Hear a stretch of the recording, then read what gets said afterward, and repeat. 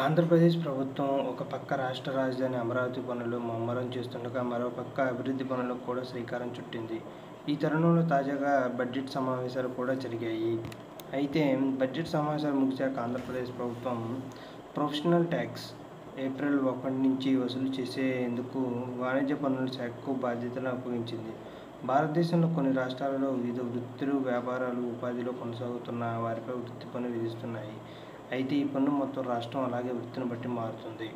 Professional tax అంటే వృత్తి పన్ను అనేది ప్రతి రాష్ట్ర వాణిజ్య పన్ను శాఖ ఏదైనా ఉద్యోగ హోదాలో వేతనాలు పొందే వ్యక్తులపై విధించేది.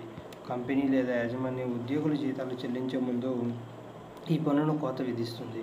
వృత్తిపరమైన పన్ను రాష్ట్ర చట్టాల ద్వారా నిర్వహించబడుతుంది కాబట్టి ప్రతి రాష్ట్రానికి సొంత రూల్స్, స్లాబ్ రేట్స్, గడువులు ఉంటాయి.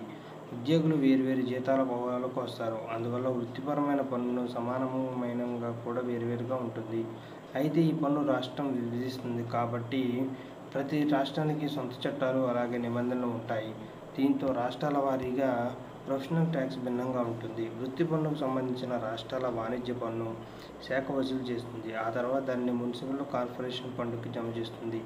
ఏ రాష్ట్రమైనా విధించే అత్యధిక వృత్తిపరమైన పన్ను సంవత్సరానికి 2,500. అంతేకాకుండా వృత్తిపరమైన పన్ను విధించే పరిమితి స్త్రీలకు ఇంకా పురుషులకు వేరువేరుగా ఉంటుంది.